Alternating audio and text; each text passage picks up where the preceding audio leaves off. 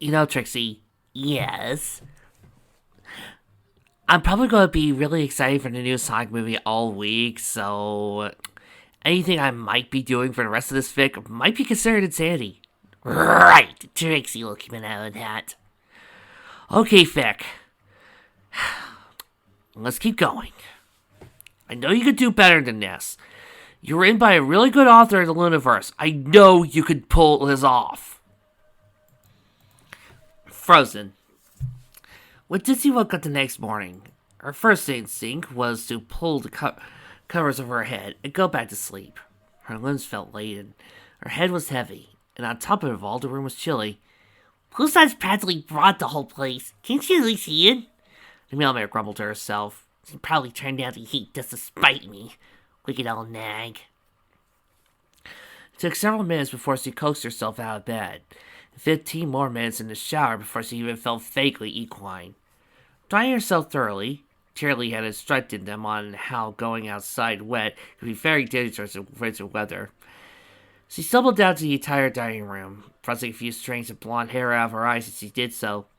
Hi, she said to the elements as she sat on an overstuffed cushion under a watch of the gaze of a portrait of Commander Hurricane.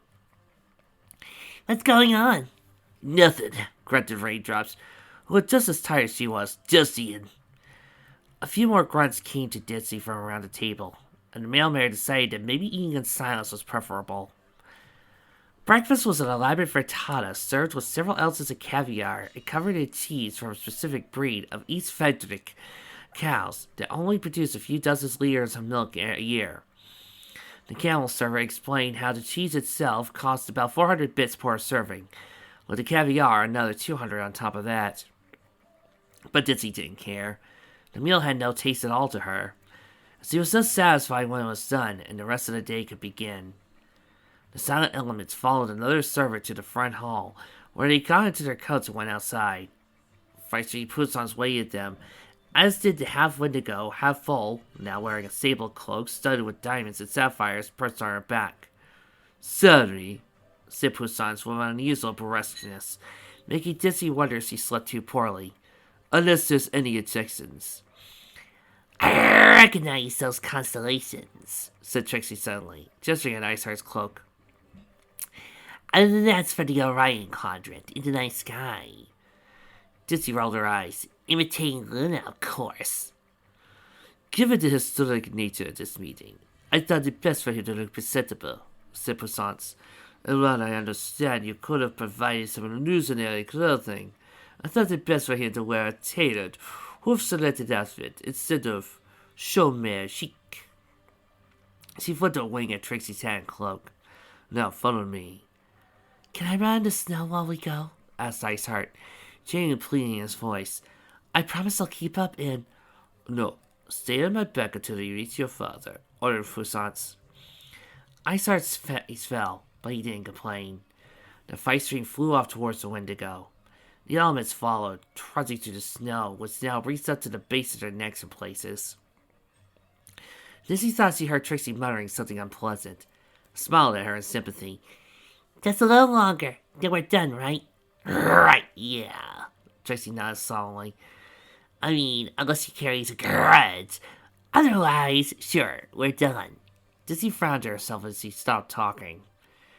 They were going to the same place as the previous days, as far as Dizzy could tell, but the journey still seemed much longer to her. It was the weather, she thought. She felt cold, even bundled up as she was. Come on, Dizzy, just a little longer and you can go home. To your bed, your fireplace, your bouncy little muffin. After what felt like hours, Dizzy heard an excited squeal. Oh my gosh, it's him! It's Dad! Hi, Dad! Ice Heart began to bounce up and down on Poussons' back, causing the fight string to shake slightly in midair. Hi! I'm up here! Hi! Trixie rushed forwards, cresting a small hill in front of the step just as Poussons landed on top of it. Dizzy ran too and saw the Wendigo, which, if anything, seemed to have grown overnight. Looked at her with a piercing glare that almost made her stumble. Beside her, Ice Heart was yelling, Dad! Dad! We should probably say hello first, said Trixie, whose horn glowed. Ice Heart squeaked as Trixie's telekinetic grip settled around him and held him in place. If he's excited as Ice Heart, he might do something crazy. I think you already noticed us, Dame Luna Moon. Drop Poussance. She pointed a wing at the monster. With all due respect, I would like to complete this as quickly as possible. If you release my word, we can begin. Tracy glanced at the other elements. Get ready, she cautioned. We might need to use the elements, girls. If the Wendigo tries to fall nap Ice Heart or hurts him in any way, we'll blast him, said Lyra. Somehow she retained a bit of her usual cheer. Her smile was positively warming to Dizzy's frozen body. You can count on us, Victorine. Good, said Poussance. She took a long breath, as if steeling herself. Very well. I thought I would take you to him. What? Said Shirley, just before Dizzy herself could jump in. Didn't the Wendigo agree you will remain back here with us while he met Ice Heart alone? Dizzy saw motion in the corner of her eye. When she turned to the Wendigo, she noticed it seemed to be pacing about the far side of the step. After having remained still for so long, the sight of it moving was unnerving. Almost as if a gargoyle come to life and was walking around. Plus, his gait looked all wrong. His legs moved through the air, a similar manner to that of ponies, albeit more stiffly. But the Wendigo moved more quickly than his legs must should have allowed. Meanwhile, Poussance was frowning at the knights. Yes, of course, she said. I will transport him to the center of the step, leave him there and withdraw, allowing the Wendigo to advance as agreed upon. Do you have any objections, Dame Charlie? Charlie frowned. I do. First! That was a rhetorical question, Dame. I am in charge of this meeting, and I'm going to guard my foe until the very last possible moment. Poussance's eyes flashed.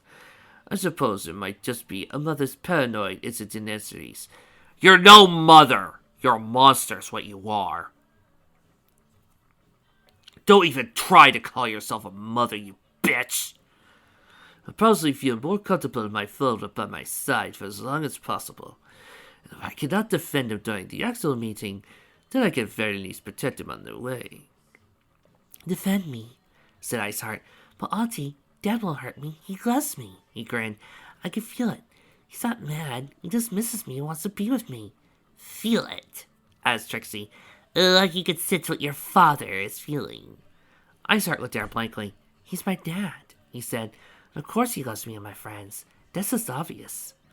Poussance was silent for a moment. Dear, she murmured, your auntie is worried that he may love you so much. He takes you away, and your auntie never sees you again. He wouldn't do that, said Ice Heart. He's not mean and... His voice cut off as Poussance gently lowered him down and nuzzled him. I hope you're right, dearie, she said, but your auntie still worries for you. The two remained like that for a long moment before the Wendigo hissed, and the clouds overhead began to swirl ominously. Poussance shook herself and Ice Heart climbed onto her back. Luna Moon, she said in a tense voice. If he attacks us, utilize your elements immediately. Do you understand? Yes, Victorine. Dizzy watched as Poussance walked down the hill and crossed the step. Despite her best efforts, Ice Heart began to bounce up and down on her back, and still seemed ready to jump off and run towards his father. For better or for worse, though, he stayed with Poussance until they reached the center of the step. Poussance lowered her body and let Ice Heart climb her off. She turned, hesitated, then ceased into a sudden hug. Trixie chuckled. I guess she's got the heart after all, huh? I wouldn't be so sure, said Charlie. Dizzy was about to chime in, but the Wendigo jerked forwards. The motion was so sudden it took Dizzy by surprise. One moment it was on the other side of the step, and the next it was soaring towards Poussance and Ice Heart. Its hose thundered down into the air, and the wind gathered behind its back as if the weather itself were assisting it. In moments it neared the center of the step, and the two ponies within. It froze for a moment, saying and doing nothing. Poussance began to step backwards, but Ice Heart grabbed her and with a wing called out, Dad, it's me, Ice Heart, and this is Auntie Poussance. She's been taking care of me, and she's an awesome auntie, and she even brought me all the way here, and... The Wendigo hissed, and it didn't sound friendly. What's wrong? Muttered Trixie. Her horn glowed, and after a moment so did her eyes. Dizzy recognized the telescopic physics bell. Come on, this is just what you wanted. Just... The Wendigo took a sudden step towards the two ponies, but stopped abruptly and cried out. His voice was full of anger. heat and pain. He reeled backwards before slamming a foot down, burying Ice Heart and Poussons in a wave of snow. Whoa! Raindrops yelled. Girls, element time! But even as Ditsy prepared to use hers, she saw Poussons and Ice Heart pushing through the snow. Poussons looked chilled. Apparently her fire ruby had limits, and definitely worse for the wearer. Ice Heart, by contrast, didn't look hurt, but when he spoke, his voice sounded horrified. Dad, stop! He cried out. Don't hurt Auntie! Raindrops looked at the others, baffled. What's going on? Oh, maybe Wendigo discovered he hated Poussons almost as much as I do. I don't know, Trixie. The Wendigo aren't supposed to be vulnerable to anything except for friendship and love and... Trixie, her eyes widened. Ice Heart's love for Poussons is keeping you at bay. Stars above, I didn't think about that. But that means...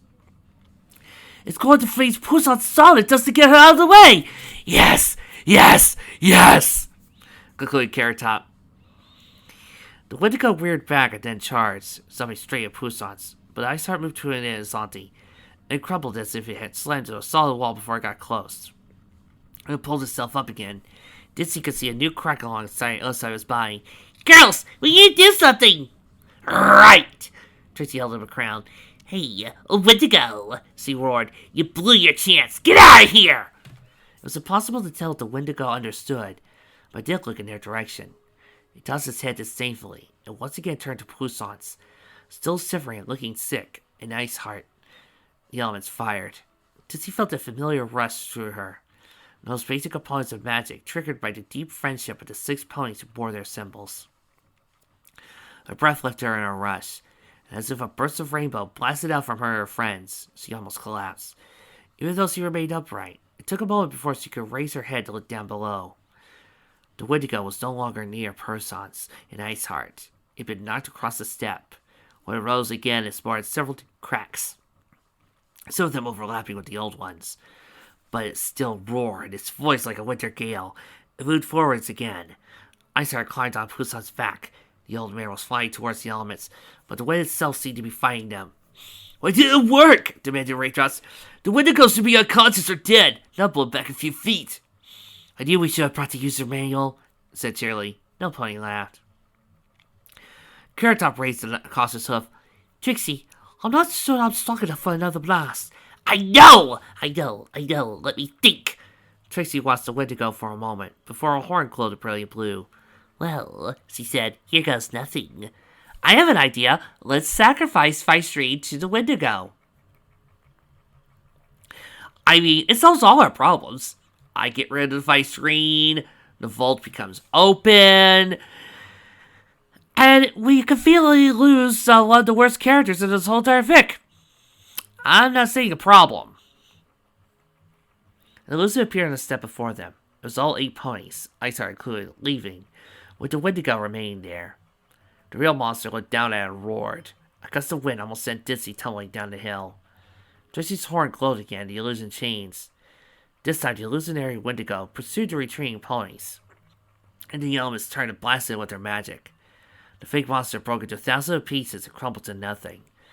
There was only an empty step, and the illusionary ponies walking away. The Wendigo stopped advancing towards Poussons, and Ice Heart looked at Trixie. For a moment, no pony made a sound. Wendigo turned and vanished into a snowy waste. Trixie let out a long sigh of relief. All right, she said with a small smile. Tells you I'm the best Wendigo talker in all of Equestria. Never doubted you for a moment, drawled Raindrops. Then the others were congratulating Trixie, at least all of them except for Ditsy. She just watched the Feistry and Ice Heart approaching them, a grim expression on her face. When Poussons landed, she turned her head towards Trixie and said, sorry. Yes, of course. Trixie paused. But, by the way, sorry we didn't use the elements before you were buried in snow. I'm not. Oh, don't worry about it, said Poussons in a tone, suggesting that worrying about it was the only rational response. I'm sure you'll did your best.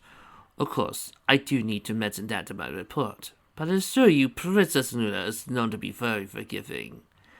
Nastia was the obvious counterpart that Luna might be forgiving, but Poussons herself was quite another matter. You do remember how Trixie's related to Luna, right? I'm sorry, but the whole statement just feels like she's talking to Trixie like they don't know who Luna is. Trixie winks, of course. However, I still request that you extend my most humble and sincere apologies, regardless, Vicene. Ice Heart said nothing to this. He gripped Poussin tightly as he was trying to hug his way through her heart. But aside from the occasional sniffle, he was silent. Poussin carefully tucked a wing under him. Don't do that, dearie, she said. I'm sorry your meeting with your father didn't work out. But you know that, whatever the Wendigo thinks or feels, my love for you is strong as ever.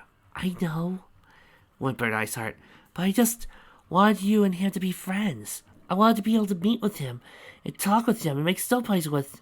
Cheerleaders raised an eyebrow. Well, before she could say anything else, Ditzy approached. She looked at the Vicene with narrow eyes and swept a wing at her. You planned that. I beg your pardon? You knew the Wendigo wouldn't be able to approach if you were out there with Ice Heart. You knew he'd get mad and hostile enough that we would drive him away. Ditzy's vision had taken on a reddish tint. She was only dimly aware of her shivering body. You used yourself and your ward as bait. That's perfectly absurd, said Poussin. Ditzy marveled as he somehow sounded offended at being called out. I don't remind you, Dame Ditzy, that while the equestrian's laws apply even to Vicenes, they also apply to knights. I would be very cautious when making statements which could be construed as slanderous. Slanderous? Ditzy flushed red. You used your child to provoke a Wendigo. You could have killed him, and you dare, Ditzy! Trelawney turned to look at Trixie, who had a wary expression. Ditzy, the entire purpose of this mission was to figure out if it was safe for the Wendigo to meet Ice Heart. It wasn't. And Poussin was the one that proved it. She's in right here. But it was only unsafe because of her. Trixie shook her head. Suppose it wasn't a Wendigo, Ditzy. Let's say it was her regular father and flew to a rage when his foal's legal guardian showed up with his foal.